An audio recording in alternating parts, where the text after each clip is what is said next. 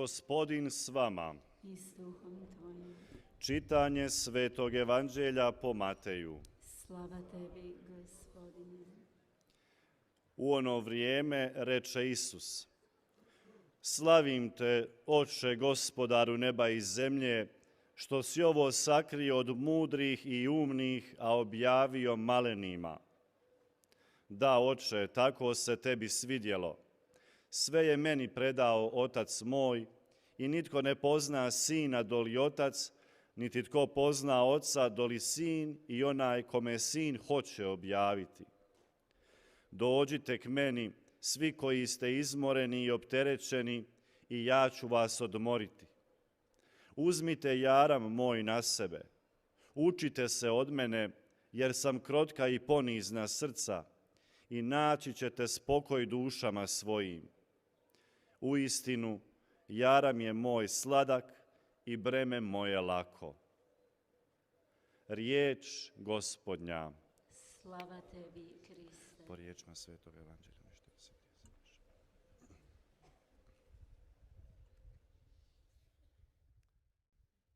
Braćo i sestre, danas 오늘은 시에나의 카타리나 성녀 축일입니다. 이런 날 예수님께서 오늘 복음에서 우리들에게 제공해 주시는 말씀을 묵상해 봅시다. 이 말씀은 매우 중요한 주제로서 예수님께서 큰 관심을 가지고 말씀하셨습니다. 위로와 평화를 어떻게 찾을 수 있는지 말씀해 주셨습니다.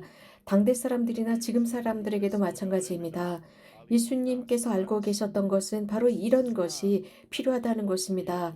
예수님께서 부활하신 뒤에 제자들에게 하신 말씀을 생각해 봅시다. 내 평화를 준다. 내 평화를 너희에게 남겨준다.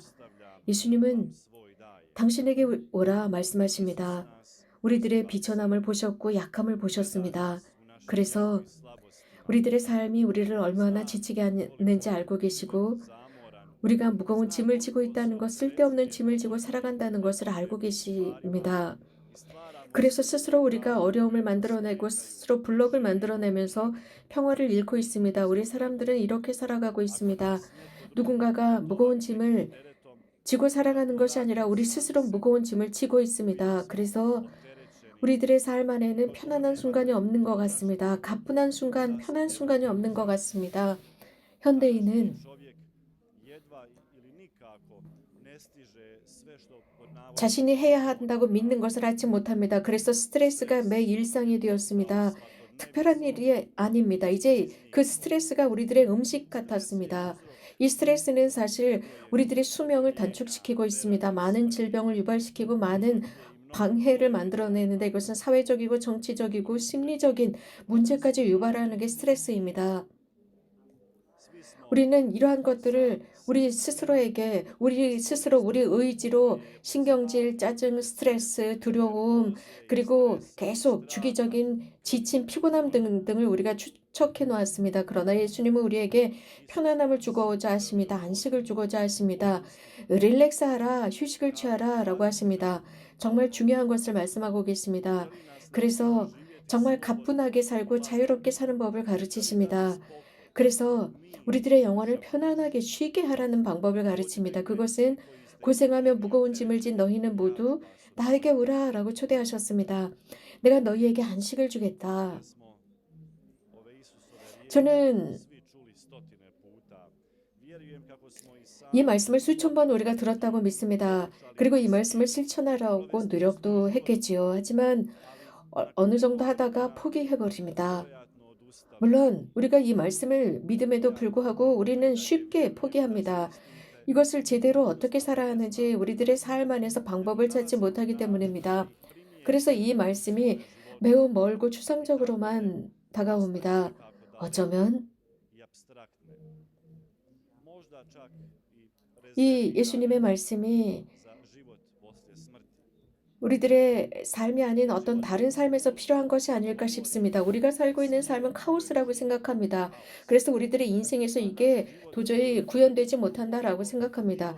그래요, 우리들의 삶은 카오스입니다. 하지만 이 말씀을 예수님은 요한복음에서도 언급하시는데 내가 너희에게 이러한 말을 한 이유는 너희가 평화를 얻게 하기 위함이다라고 했습니다. 세상은 고통이 있습니다. 그러나 힘을 내라. 내가 세상을 이기지 않았느냐라고 격려하십니다.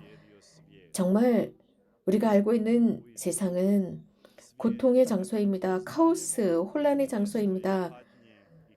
어쩌면 우리 이 팬데믹을 기억할 수 있고 지진, 전쟁 등을 기억하고 또 자연재해나 불의 등등을 보면서 이런 것들을 체험할 수 있습니다. 그러나 예수님께서는 우리가 평화롭게 살 수 있고 침착하게 살 수 있는 방법이 있음을 제시하십니다. 우리는 이 말씀을 믿지 않지만 예수님은 더욱 강조하십니다. 내 평화를 준다. 너희에게 내 평화를 남긴다. 나에게 와라. 안식을 주겠다. 용기를 얻어라. 평화를 주겠다. 라고 하십니다.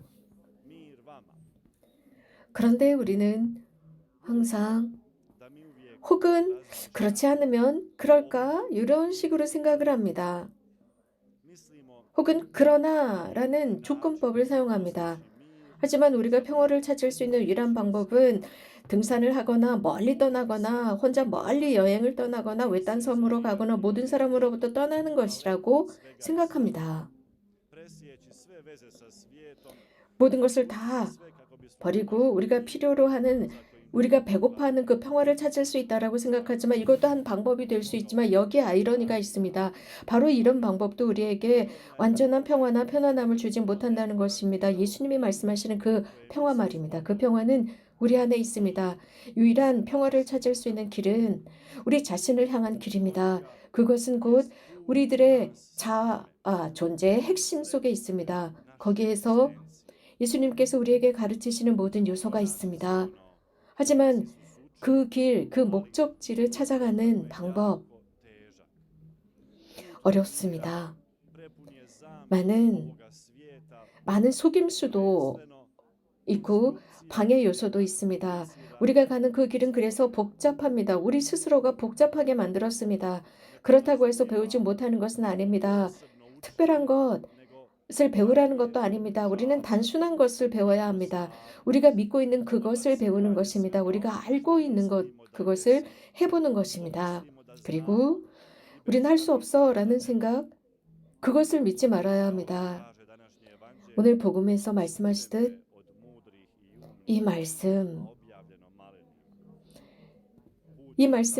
슬기롭다는 자들, 똑똑하다는 자들에게는 숨겨져 있고 철부지들에게 드러내 보이셨습니다. 그래서 우리 자신을 찾아내는 것, 이것은 하나의 도전입니다. 그래서 자기 자신을 찾다라고 하는 것은 사실 극히 드문 사람들이 이것을 하고 있습니다. 이렇게 하기 위해서는 모든 것을 다 이룰 준비를 해야 합니다. 왜? 이런 것을 계속 수없이 들었지만 또 이런 말씀을 믿었지만 왜 실현하지 못하는 것일까요? 그것은 숨겨져 있기 때문입니다. 왜냐하면 우리는 그러나 혹은 이런 접속사나 혹은 조건법을 사용하기 때문입니다. 이렇게 한다면 우리는 예수님의 부르심을 깨닫지 못합니다. 이해하지 못하고 진지하게 받아들이지도 못합니다. 받아들이지 못한다는 것.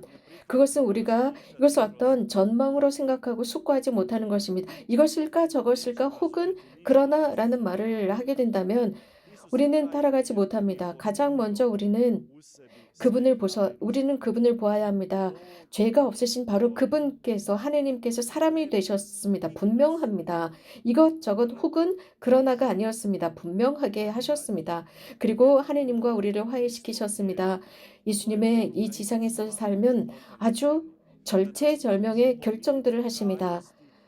그래서 우리들의 삶의 극적인 부분까지 가셨습니다. 그래서 모든 것이 다 희고 검은 것이 아닙니다. 이 세상은 많은 색깔들로 구성되어 있습니다. 모든 것을 잃을 수 있고 우리 소유도 다 빼앗길 수 있습니다. 동시에 승리할 수도 있습니다. 이 세상에서 이 카오스 혼란의 세상에서 평화를 쟁취하는 승리를 할 수 있습니다. 물론 동시에 아플 수도 있고 박해받을 수도 있고 동시에 기뻐할 수도 있습니다.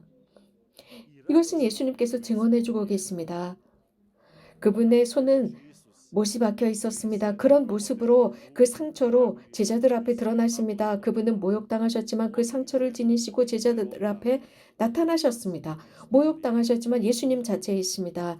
왜 우리는 모든 것을 잃을 만한 용기가 없을까요? 평화를 쟁취하기 위해서 잃어야 하는데도 그 이유는 아무것도 없이 산다는 것이 두렵기 때문입니다. 우리들의 우리들의 자부심, 우리들의 인간성, 우리들의 자존심 등등 우리들의 생각 등등을 잃는 것이 두렵기 때문입니다. 또 이런 나쁜 생각들이 사실은 우리들에게 나쁜 것임에도 불구하고 그것이 좋은 것이라고 손에 쥐고 있습니다. 또 우리가 두려워하는 것은 자연과 화합하면서 살아가는 것, 이런 것이 우리들에게 해가 되지 않을까 싶어서 두려워합니다. 또 우리들의 깊은 시면을 보지 못합니다. 거기서 무엇이 튀어나올지 모르기 때문입니다. 타인을 두려워합니다. 형제들을 보는 것을 두려워합니다. 왜냐하면 우리는 그런 형제, 이웃들보다 우리가 최고로 나아 괜찮은 사람이야 라고 생각합니다. 형제자매 여러분, 늘 우리는 무엇인가 이렇게 두려워하고 무엇인가 잃는 것을 두려워하고 또 무엇인가 중요한 것을 잃는다고 생각해요. 그래서 용기가 없습니다. 또 예수님을 충분히 믿지 못하기 때문입니다. 그분의 그 가벼운 명예를 믿지 못하고 흔들리기 때문입니다. 우리가 편안함, 위로, 안식을 얻기 위해서는 많은 것을 버려야 합니다. 특별히 우리 자신을 버려야 합니다. 이것이 가장 어렵습니다. 살기 위해서 자신을 버리는 것이 어렵습니다. 누구든지 예수 그리스도를 위해서 모든 것을 버리지 않는다면 우리는 그분의 제자라고 부를 자격이 없습니다. 이것은 어떻게 보면 우리들이 해야 하는 근본적인 해결책인 것 같습니다. 그러나 그리스도를 위해서 이러한 부르심에 응답하는 것, 그래요. 근본적인 대답, 해결책입니다. 분명히 논리적이고 분명히 우리가 가야 하는 길이지만 예수님의 이 말씀은 너무나 어렵습니다. 그래서 많은 사람들이 이러한 예수님의 가르침 때문에 그분을 버리고 떠나버렸습니다. 하지만 그분의 말씀은 그분 스스로가 우리들에게 증명해냈습니다. 예수님께서 약속해 주신 것은 가뿐한 명예입니다. 편안하다고 했습니다. 그분의 짐은 가볍다고 했습니다. 그래서 고생하며 무거운 짐을 진 너희가 나에게 와라 라고 했습니다. 그래서 삶에 지쳐버린 이들이 많지 않습니까? 정말 진심 삶에서 지친 사람들, 그런 사람들은 이 세상의 모든 것이 한순간에 지나지 않는다는 것을 압니다. 그리고 용기를 냅니다. 작은 자들이 먼저 용기를 냅니다. 이런 삶의 힘든 삶의 절망감을 느끼지 못한 사람들은 이것을 잘 깨닫지 못합니다. 또 이런 것을 느끼지 못한 사람들, 예를 들어서 지나치게 지혜롭고 슬기롭다고 생각하는 사람들, 모든 것을 누구보다 잘할 수 있다고 생각하는 자만심 속에 사는 사람들, 그래서 이러한 부르심이 다른 삶을 위한 것 혹은 내일 이렇게 해야지라고 생각하는 사람들은 이것을 이해하지 못합니다. 예수님은 지금 하라고 말씀하십니다. 지금 너의 멍에를 버려라. 내 자신을 버려라. 그리고 나처럼 되라 라고 초대하십니다. 그래서 그분의 생각, 그분의 운명에 참여하라고 하십니다. 물론 하느님의 멍에를 지는 것이 쉬운 일은 아닙니다. 훨씬 더 어려운 것은 하느님의 그 멍에를 지는 것, 내 것이 아닌 것을 지는 것입니다. 삶에는 굉장히 많은 문제들이 있고 놀라운 일들도 있고 사건들도 있고 생각지 못한 일들, 그러면서 우리들의 인간적인 관계를 복잡하게 하는 많은 것들이 있지만 이런 것들이 기쁨을 위해서는 방해가 되지 않습니다. 성모님, 이곳 메주거리의 성모님도 어느 한 메시지에서 우리에게 말씀하셨는데 1986년의 메시지입니다. 우리가 진 짐은 우리들의 기쁨과 은총이 될 수 있다고 했습니다. 우리들의 십자가는 우리를 짓누를 수 있고 우리를 무너뜨릴 수 있지만 부활로 이끄는 것이 십자가라고 했습니다. 그렇기 때문에 형제자매 여러분, 우리들의 삶의 멍에와 짐을 받아들입시다. 그리고 예수님을 향해 걸어갑시다. 우리 자신을 인정하는 겁니다. 이 모습 그대로를 인정하는 겁니다. 하나님께서 원하셨고 창조하신 대로 우리를 인정하는 것입니다. 모든 상황을 받아들이는 것입니다. 그렇다고 해서 무엇인가 우리를 짓누르는 상황, 우리를 죽이는 상황으로 받아들이라는 것이 아니라 힘을 주는 상황, 영감을 주는 상황으로 받아들이고 삶을 기쁘게 살아갑시다. 형제자매 여러분, 정말 부활의 기쁨 속에서 살아갑시다. 이러한 여정, 이런 여정 속에서 예수님께서 또 복되신 동정 마리아께서 평화의 모후께서 함께 해주시기를 빕니다.